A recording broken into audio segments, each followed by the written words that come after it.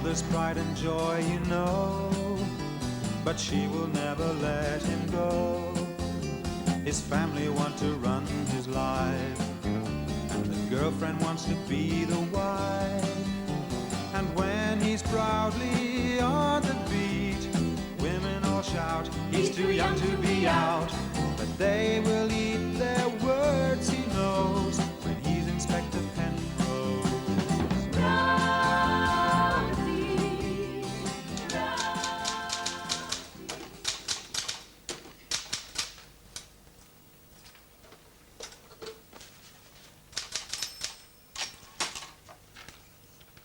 At this point, the accused became excited and began to wave his bottle opener at me, shouting, "I don't need to be told how to behave by anyone as pink and fluffy-cheeked as you."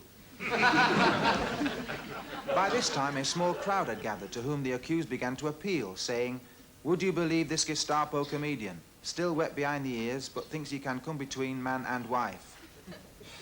The accused then took another drink from his bottle, waved it in my face, and asked if I understood that the marriage state was a sacred and private relationship. And if he wanted to make the silly cow's nose bleed, what business did he think that was of mine?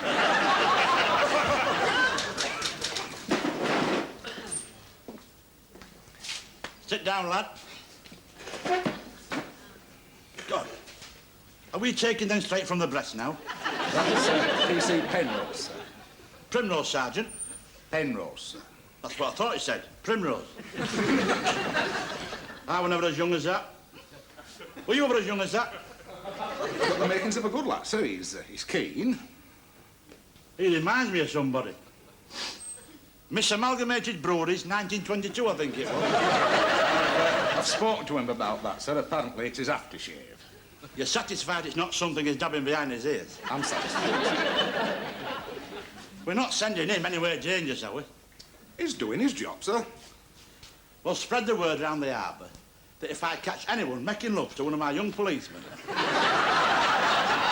against his will, I'll have the lifeboat launched over his painted toenail. Well, don't pull his arm out then. Oh, we can talk. No need to go exciting yourself, handling us like that. Well, well, well. Mooney and Slack. The lilies of the field. They tie not lead of the spin. Hello, Mr. Dunwoody. This has all been a bit of a misunderstanding, Mr. Dunwoody. You could say that. Yes, you could say that. Any pair with pronounced antisocial tendencies that walk into my police station making merry quips are profoundly underestimating the high seriousness of this establishment. It's just our bit of fun, Mr. Dunwoody. Yeah, where's your sense of humour, Mr. Dunwoody? It was abolished, lad, along with the death penalty. Get it? Chief Inspector Dunwoody has a way with the criminal classes. Then study his ways, lad. Cram your head with law and your belly with starchy food. And pray for the day when you too can command the enormous psychological advantage of 19 stone of pure bloody-mindedness. It's not going to be easy. Duty office, PC Penrose. Gillian! Gillian, I have asked you not to phone me here. Yes, even if you do tell them on the switchboard that you're a lady burglar who gives me information from time to time. Well, you didn't, did you? Well, suppose they asked me what the information was. Oh, I wish you'd pack it in, Gillian. I'm busy. No, I am not sitting here thinking about you. I am sitting here quietly typing a report. You know why I don't want to marry you, Gillian? Because you're weird. No, I don't want us to go out with your parents tonight. I hate going out with your parents. It gives them the wrong impression.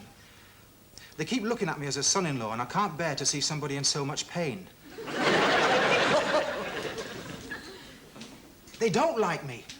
Well, you don't have to say it. It's something you can sense, isn't it? Well, why does your father keep looking at his watch? And all your mother can talk about is how sensitive you are as a person, which apparently makes it absolutely necessary that you marry some wealthy, filthy old man. All right, all right. If you promise not to ring me again, I'll come. No, I'm not depressed. Well, maybe just a bit. Chief Inspector Dunwoody thinks I look too young. I'm gonna have to try smoking a pipe again. Well, thank you, Gillian. But I don't think he cares if I've got lovely eyes. Justice PC Penrose, we of the Ravens Bay Constabulary are extremely proud to think that you've got lovely eyes.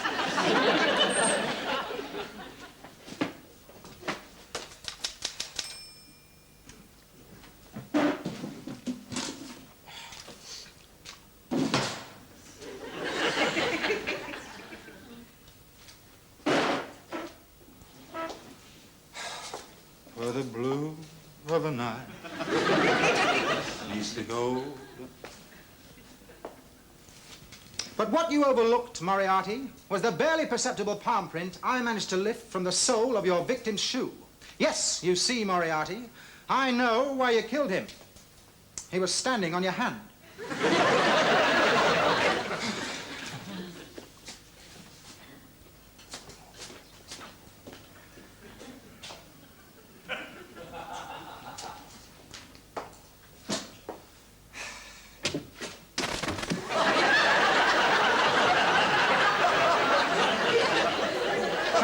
Can you tell me where Andrew Street is, please? And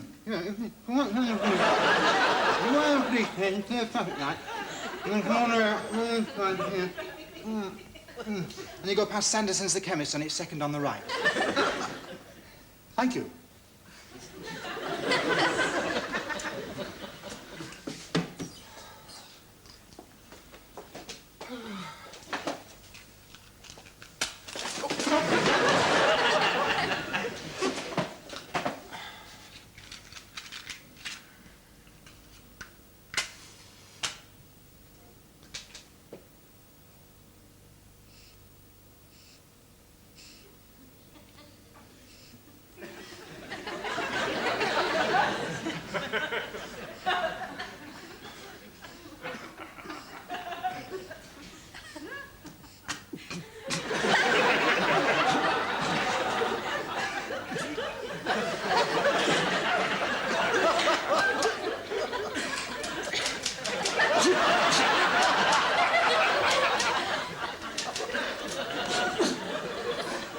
And not only that, but he's got lovely eyes.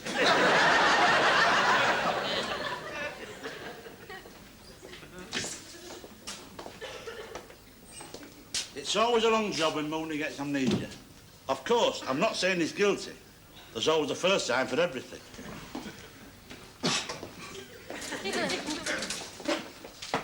I'm looking for a policeman, lad, but you'll have to do. I want you to go stand in that interview room and keep an eye on them two while we go check their fanciful alibi. Keep an eye on them, sir. Right, sir. Right or left, I don't care which. Although, it looks to me as if your left eye is watering, which is due to smoke, I hope, and not to any compassion for the criminal classes. Off you go, then, before they nick the pattern off the wallpaper. And, don't take any jolly repartee of them. Just stand there, dominate them, by sheer force of personality. All right?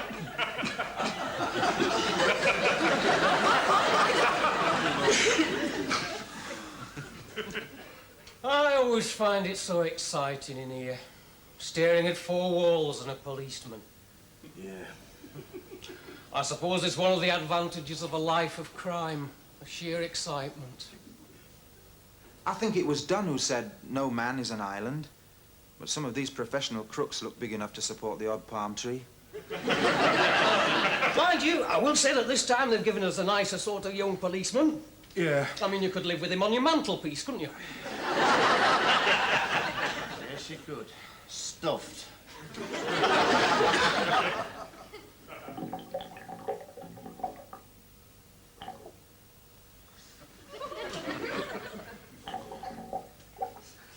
I hate getting nicked on an empty stomach. Yeah, we had no breakfast. We were still in bed, weren't we? Then we heard these dainty footsteps tripping up the stairs. Sends a cold chill straight up the bird you're in bed with. Yeah, I mean, how can you please your innocence when you're standing there in your shirt in front of 6 policemen? You're bound to look a bit furtive, aren't you? Look, it's police harassment being nicked when you're still in bed. Not when it's nearly lunchtime. Listen, if you've got to get up at 7 every morning, there's no point in not working for a living, is there? But it plays havoc on your nerves, life of crime. I get these terrible stomach twinges. And you've got to keep up this grim gangland facade. But internally, you're an anguished mess. Other major criminals, such as Napoleon, was just the same. It's the responsibility. But he had Josephine. How about this? Give over, we're like brothers, you and me. Just shut up while I'm talking to the young man, will you? I'm not as young as you might think. No, I should think not. Oh, it made me feel quite sick, did that? Well, you haven't had any breakfast, have you? Oh, it could be that. On the other hand, it could be some hooligan just went bash. I keep going to the shrink, privately, of course, and I thought I was a thief. He says there's nothing organically wrong. It's all psychosomatic. Basically, I'm too sensitive for the wear and tear of the avaricious society. This fool, who essentially is just a shallow bleeder. I get this terrible heartburn. What do you keep taking for it? I mean, apart from other people's money. Food. I have to have regular meals, otherwise I get all tense. Oh! I tell you, I'm unbearable to live with. He's going to be in 8 separate pieces when they get this pot off. My arm's going to be a small pile on the floor. And, of course, what I need, most of all, is an atmosphere of calm and tranquility. I've got this hi-fi, which some fool scratched getting it through the window. Don't go making any notes, because we were found not guilty. But if I can put my feet up, just the bass and the treble, quick half-hour of Borodin, quick bit of Tchaikovsky, and I'm away. The pain goes like magic. But it does me no good getting dragged down here twice a week just so's Dunwoody can keep his hand in. Yeah, we didn't do it. We were miles away. From what? From whatever it is he thinks we did. Maybe you left plaster prints all over the till. Hey? Oh, very funny.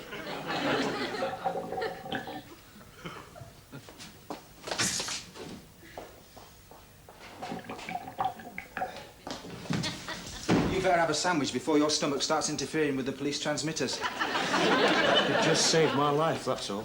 They're probably picking your heartburn up all over town. One thing. My Auntie Ida cuts the crusts off. Now, some people think that's very funny, a policeman with dainty sandwiches. So, if you think it's funny, perhaps we better not continue with this. I think that shows class. I think it's funny.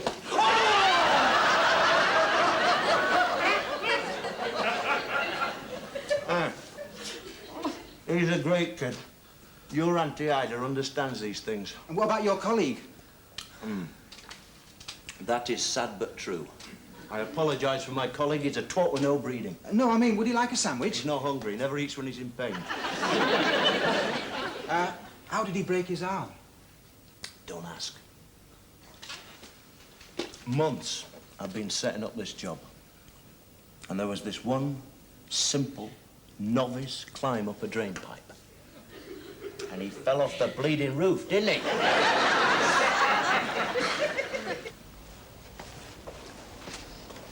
Oh, well, I better go home and get the wife's tea ready. Before you were married, how did you used to go on when you had to meet her parents? Terrible. Oh, thanks. I was always conscious of the hairs in my nose. Why was Dunwoody shouting at you just now? I've been feeding his prisoners. I could hear him across the building. I know. You wouldn't think a sandwich could carry that far. Why shouldn't you feed a prisoner?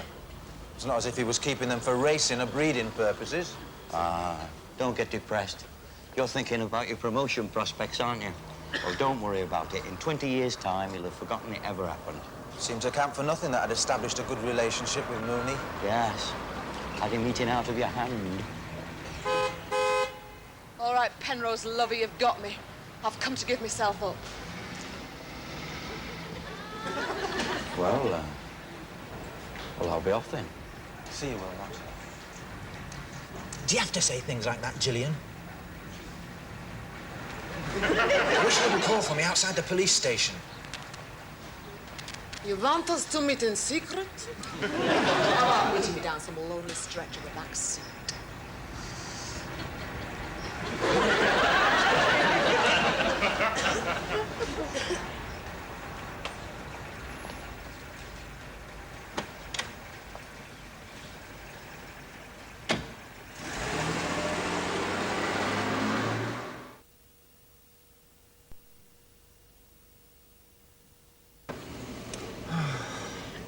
Oh, I've had a bad day.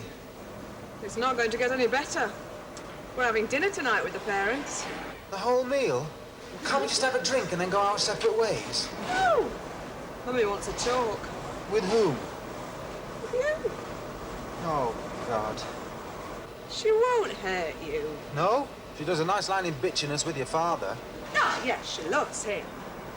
I suppose she even likes you. That's encouraging. Of course it is. I mean, she'll be polite.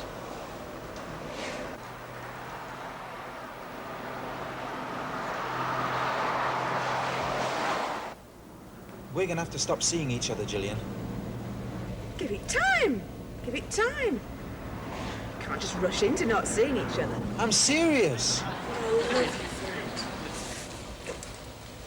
Do you realise how many marriages get off to a bad start by rushing into not seeing each other? Why is it that whenever I'm with you, it takes you about 5 seconds to get the subject round to marriage? If you don't want to marry me, lover, all you've got to do is say no. I keep saying no. See how we agree on everything? We're going to get married.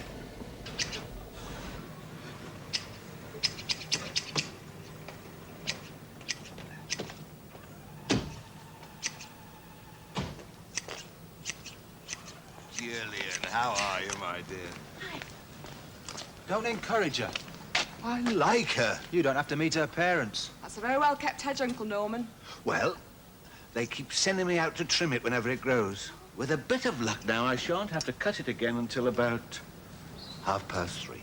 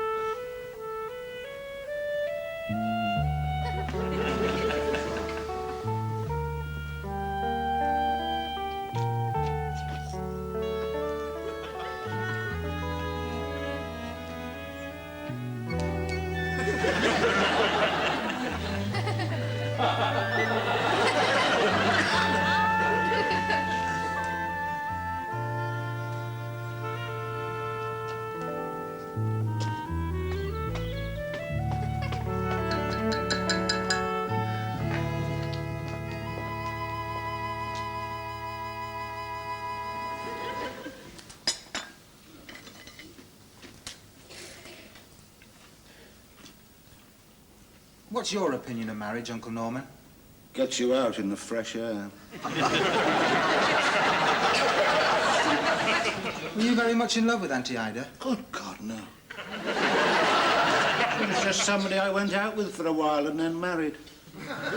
What happens then? Does love come later? Sometimes.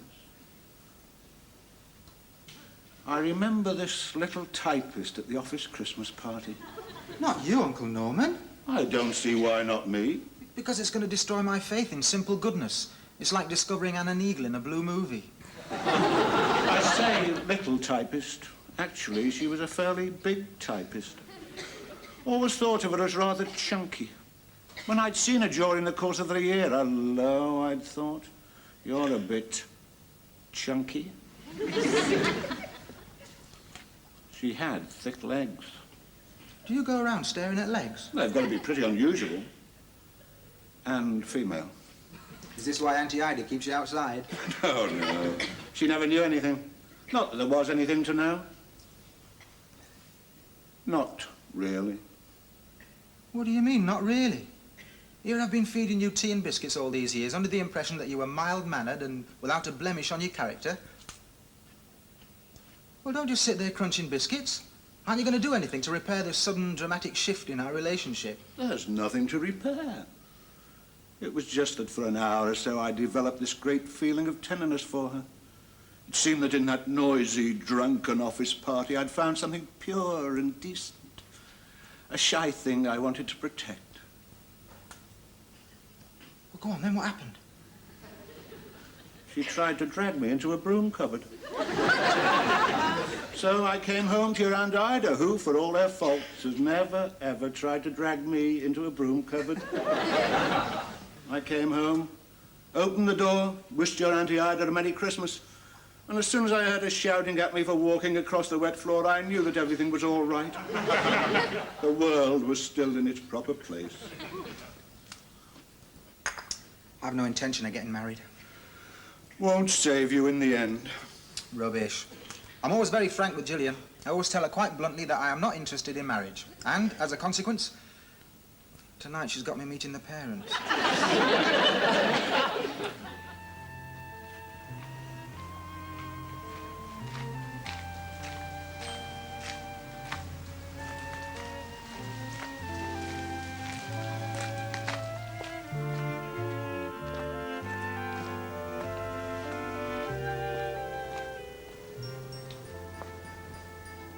Still on foot.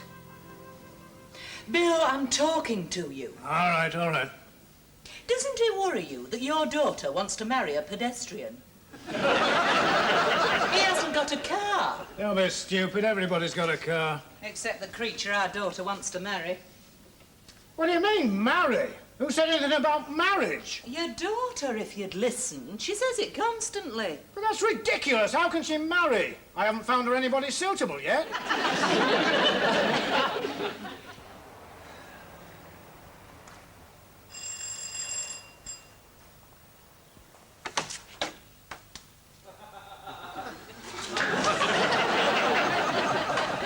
You're not trying to tell me that my only child wants to marry a policeman? Young Michael Penrose. She's been infatuated ever since they went to school together.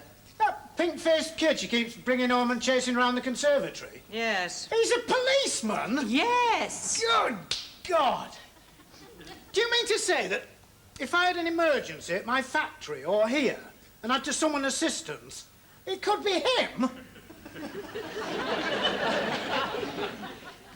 Anyway, I couldn't dream of marrying you, Gillian. Not until I've earned your father's respect. Don't be silly. We can't wait that long. I'm trying to concentrate on a police career. Which is very difficult when you're doing that in my ear. I remember his father, another idiot.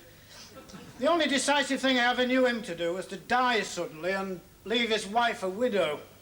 Have you met the widow Penrose, the ghastly Millie? Oh, God. Imagine having that in the family. Oh, I can't stand her. She wears makeup as though she were playing the Mikado. Maybe she'll die, poor woman. They say she's a semi-invalid. Like a basking shark, she's a semi-invalid. What the devil? What the devil's the matter with Gillian? Now, don't start acting surprised. I've kept warning you about this. She's been infatuated with the boy for years. The crafty swine. He looks as if butter wouldn't melt. I knew she'd fall for some smooth-talking... He never seems to say a word, actually. There you are, then. Of all the low cunning. I suspect he's quite sweet, really. Oh, my God. That's all I need to hand a thriving business over to. Hello, you two. Good evening, Mrs. Chislehurst. You're looking flushed, Michael. I hope you've offered him a drink, Gillian. Young men need something to do with their hands. He doesn't drink much, Mummy. He's sober and industrious and extremely sexy in a well-behaved sort of a way. You got a drink, you kids? It's all right, Daddy. We'll just hang around and watch the way you professionals do it. Little bitch.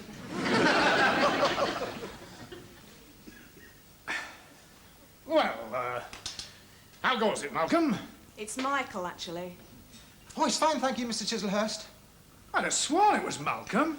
Oh, you may as well change it, Michael. It's going to be easier in the long run. Don't be offensive, Gillian. It's Barbara, actually. Sometimes I wish, instead of taking A-levels, I'd learnt a few card tricks instead. I hate going to parties. You can bet your boots there's always some idiot who can play 40 musical instruments or entertain you for hours with a simple matchbox.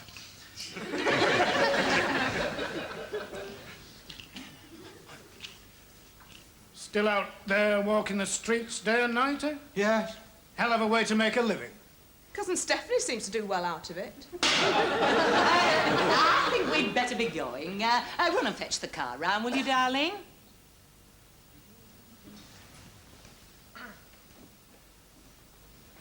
Who the hell told her about Stephanie? I had to tell her. You blabbermouth. Well, she was bound to find out. I thought it was much better if I explained that it was a hormone irregularity. Where are we eating? Well, I thought somewhere expensive. Demonstrate to the boy, tactfully, of course, that he's out of his league. That would be kindest. Let him see the circles that we move in and draw his own conclusions. I only hope to God he's got no more tricks with his blasted matches.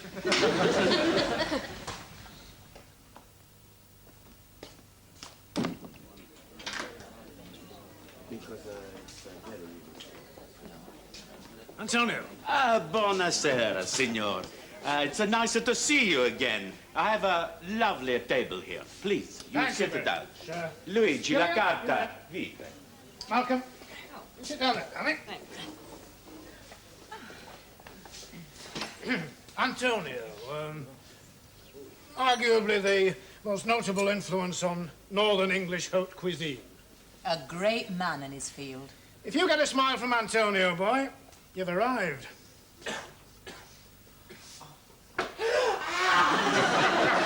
How's it going, kid? Saved my life, this character, a gent. Don't touch the cannelloni, folks. It's cruddy. Well, I mean, we sell in the meat, don't we? And this lot fell off a very insanitary lorry. Don't go making any notes because we've got another alibi. I tell a lie, it's not really knocked off. It's just that if they think it is, they'll scratch your hand off at any price. Well, bon appetit, me old darlings. Mussolini.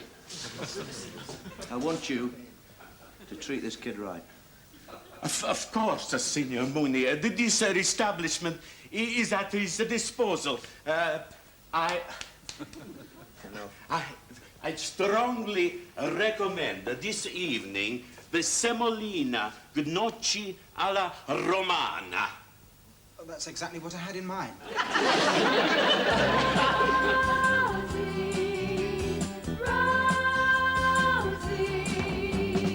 Seem like a boy to you, but he's proud to be a boy in blue. People think he's rather dim and try to make a fool of him, but one day he will change their minds, make them believe that he's not so naive, and they'll be proud to be the friend